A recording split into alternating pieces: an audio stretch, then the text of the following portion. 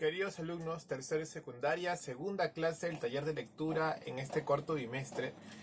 Siempre es una alegría y es interesante poder charlar con ustedes en este medio digital, aprendiendo nuevas cosas, reflexionando un poco sobre los textos propuestos. Entonces, recordemos un poco sobre aquellas cosas que tenemos que tener muy presentes para poder dar o hacer o lograr un gran trabajo. Número 1, ficha impresa. Audífonos si estás en un lugar donde hay un poco de ruido, quizás ubicarte en el mejor lugar de la casa donde puedas tú tener la concentración. Vamos a trabajar textos que pueden ser de un nivel tipo preuniversitario, como tú lo eres tercero de secundaria, y es importante de que tú puedas ver todas estas estrategias que nosotros empleamos para que tú, cuando intentes abordar un texto de la misma forma,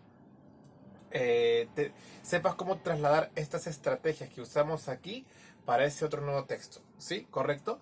Y vamos a ver el texto que se llama Antiguo Egipto. El autor se llama Sergio Sepúlveda.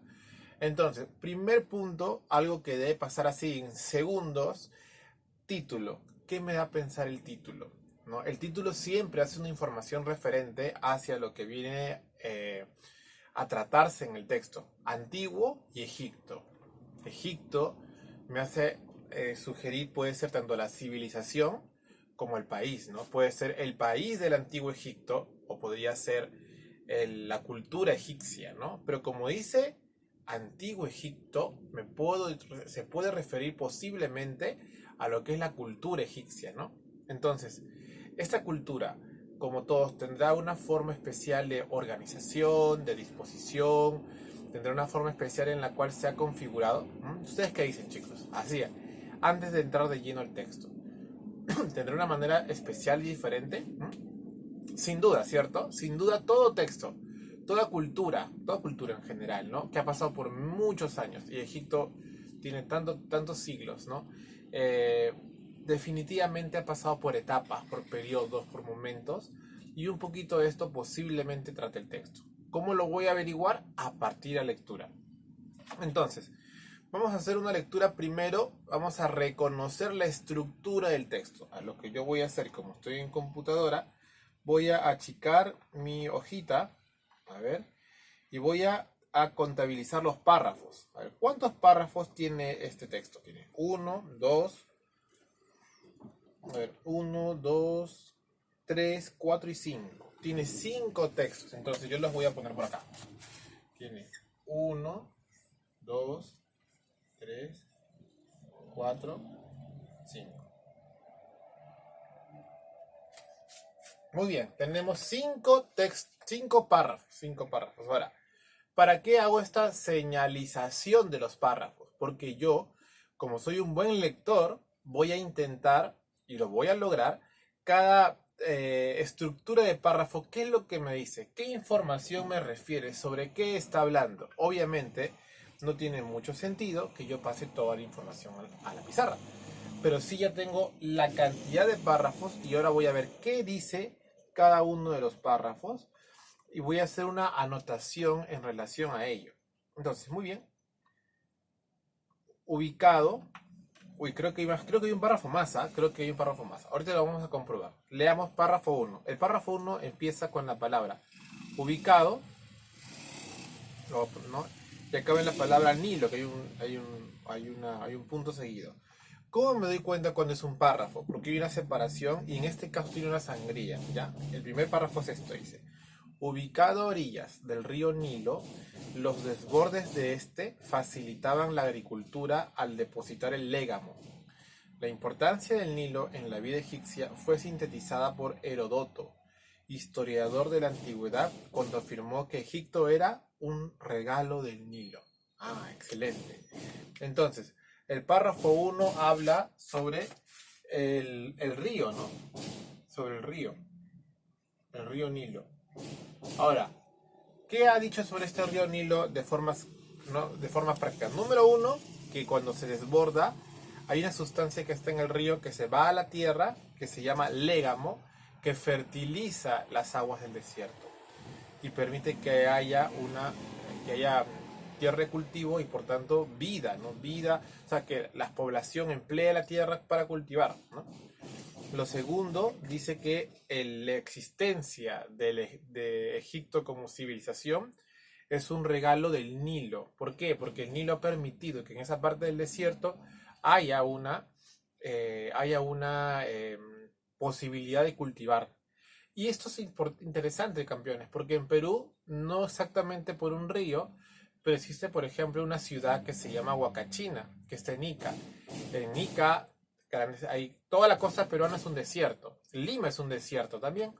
Y en esta costa peruana, en Ica exactamente, en Huacachina, vemos que en todo ese desierto hay un oasis, ¿no? Y en ese oasis hay comercio. Entonces, ¿por qué existe comercio? ¿Por qué existen los carritos areneros? Por el oasis. Entonces, la Huacachina es un regalo, la ciudad es un regalo del oasis. La cultura egipcia fue un regalo del Nilo. ¿Por qué? Porque el Nilo, al poder desbordarse y botar ese légamo, permite que se fertilice. Entonces aquí también me van a pensar algo más muy puntual, que estas cosas malas como las inundaciones pueden traer cosas buenas, ¿no? Esas cosas que, la inundación del río. ¿Por qué pasará esto? Porque al inundarse el río, se fertiliza todo lo demás, ¿sí? Ahí estamos, tenemos un dato importante. Muy bien. Entonces, párrafo 1 habla sobre el río Nilo y la relación del río Nilo con la tierra, con el espacio. Párrafo 2. Luego dice, dos reinos habrían surgido hacia el 3100 a.C. como consecuencia de la organización de las tribus que vivían tanto en el delta como en el sur. ¿Qué cosa es el delta? Es la parte donde el río ya se va hacia el mar, ¿no? Y más hacia el sur. El Bajo y el Alto Egipto fueron unificados por Menes hacia el 3000 a.C., creador de la primera dinastía e iniciador del periodo conocido como el Reino Antiguo. 3000 y 2000 a.C. El faraón estableció la capital en Memphis. Keops, Kefren y Miserinos, faraones de la tercera dinastía, son famosos por las grandes pirámides que se hicieron construir como tumbas. Una serie de rebeliones internas condujo a la guerra civil y al final del Reino Antiguo. Entonces, ¿de qué habla el párrafo 2? Principalmente habla del Reino Antiguo.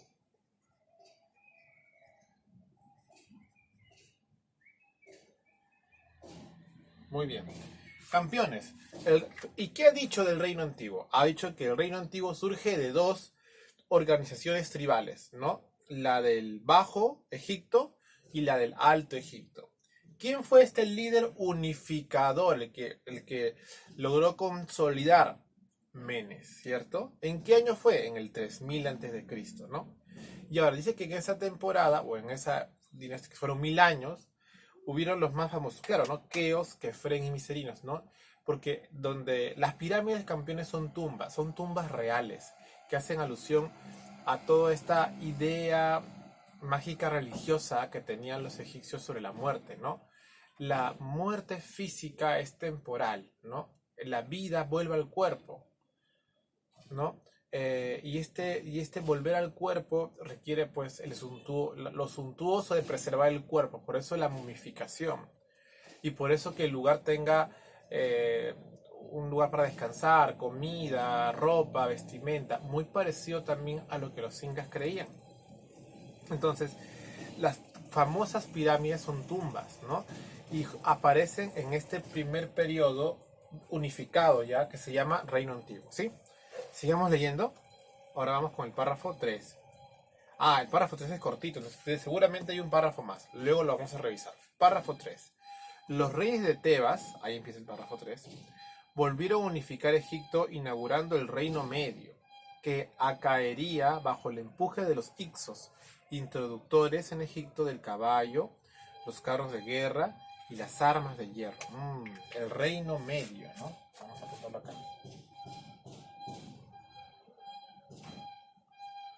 El Reino Medio, ¿no? Muy bien, a partir de ahí nada más yo me doy cuenta de que está empezando como algo general de Egipto, Reino Antiguo, Reino Medio, ¿no? Se está organizando, se está sistematizando y eso está bien. Tenemos entonces el Reino Medio, ¿bien? Y ahora, ¿quién fue como el líder, no? Dice los reyes de Tebas. ¿Quién fue el anterior, como que más importante? Menes, ¿no? Menes unificó el reino antiguo y los reyes de Tebas como que inauguran el reino medio.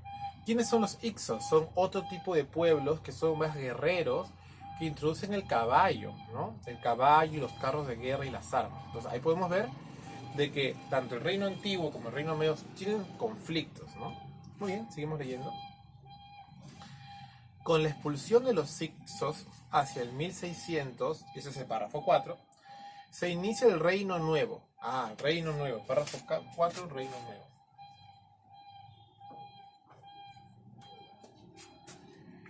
Con la expulsión de los Ixos se inicia el reino nuevo, caracterizado por la expansión egipcia y la formación de un imperio que incluyó Palestina, Fenicia y Siria.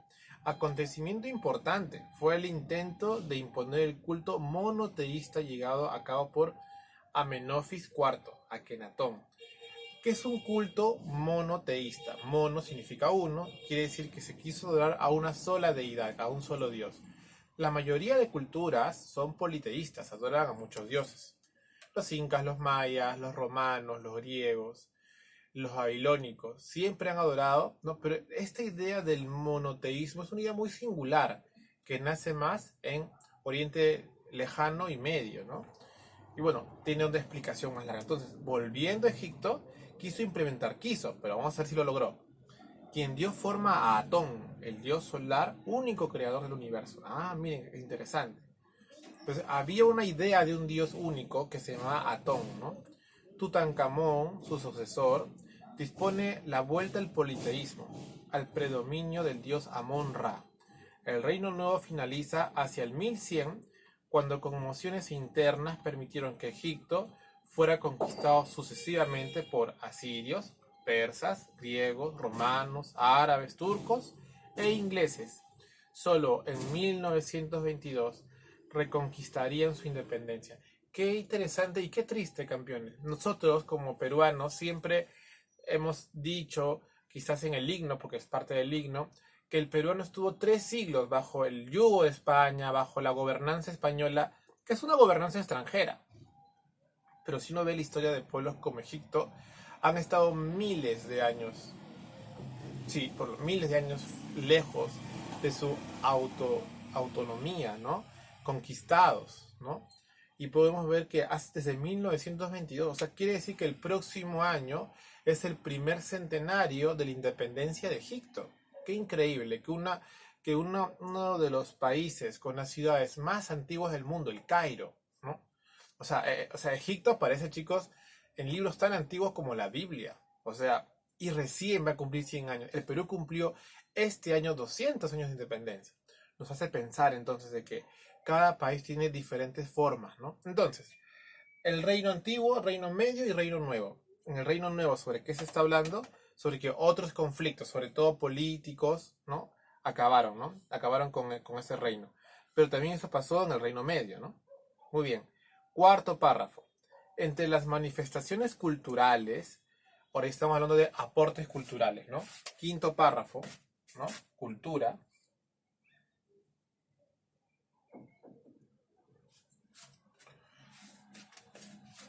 Entre las manifestaciones culturales debe mencionarse la escritura jeroglífica, descifrada por Jean-Francois Champollion, utilizando la famosa piedra Rosetta. La religión politeísta, el juicio al que Osiris sometió a los muertos, los entierros en forma de momias, la canalización de Egipto, la regulación de las actividades agrícolas mediante un calendario solar y la arquitectura monumental, cuya máxima expresión la conforman las pirámides, templos, palacios y las tumbas subterráneas del Valle de los Reyes. Todo es cultura, ¿cierto? Chicos, ¿y eso cómo lo sabemos? O sea, cuando tú tengas más conocimiento lector, te vas a dar cuenta de que si habla, por pintar un cuadro es cultura, es arte, ¿no? Y escribir un libro también es arte, el arte de combinar palabras para formar textos, el arte de combinar colores para formar una pintura, el arte de combinar piedras para hacer una construcción, la arquitectura, son artes también. Bueno, ahora con el tiempo están más ligadas a las matemáticas y a una serie de ciencias que quizás son un poco más exactas porque involucran una serie de conocimientos, pero antes estaban todas enmarcadas en el arte, hasta la religión misma. Entonces todo el párrafo 5 ha hablado de la cultura que nosotros debemos tener en cuenta al referirnos hacia los árabes. Muy bien. Y hay un párrafo 6. Sí, así es, hay un párrafo 6. Y a partir de este párrafo 6 ya se cierra el texto y comenzamos a hacer algunas reflexiones. Mientras Egipto llegaba a la cúspide de su desarrollo en el resto del cercano oriente, surgieron otras culturas producto de contactos comerciales con aquellos. Navegantes como los fenicios, como los grandes intermediarios entre el oriente civilizado y el occidente bárbaro.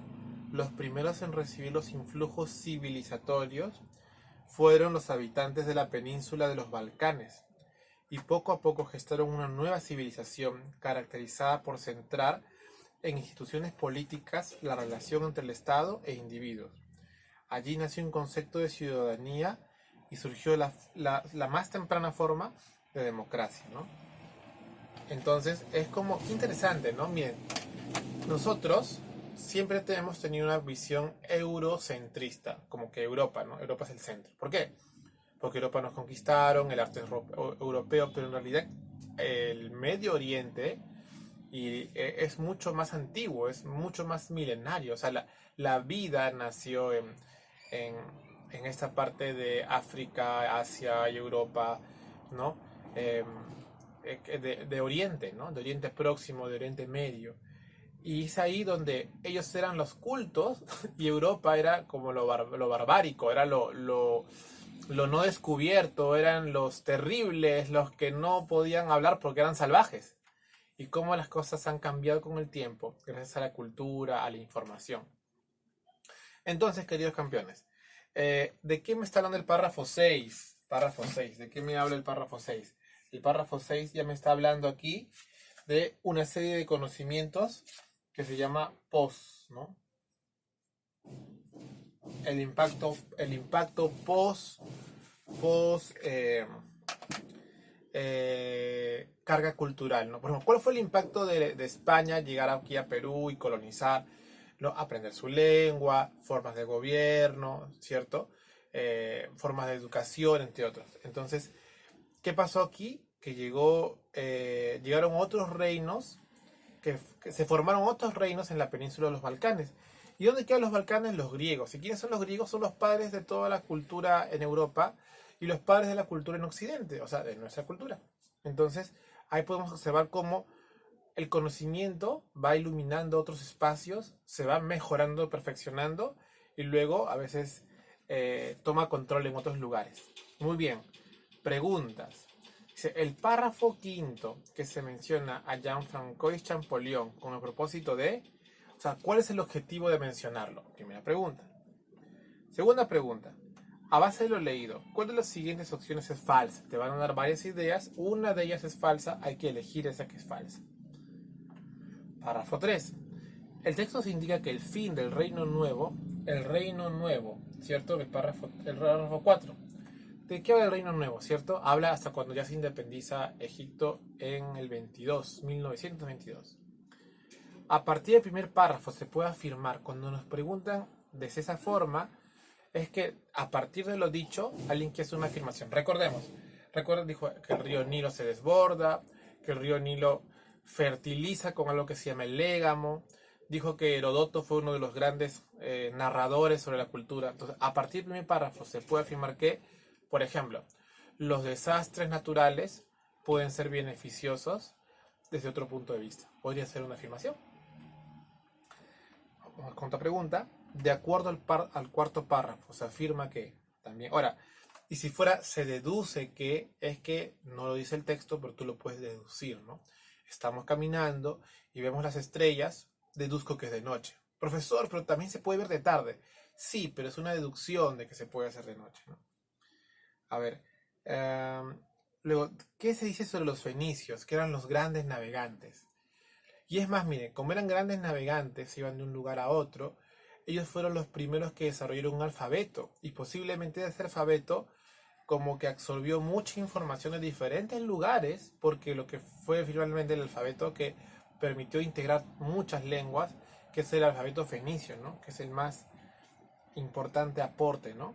Y todo esto se enmarca, campeón, esto sí es un dato, en la egiptología, que es una ciencia que en otros países sí lo hay, ¿no?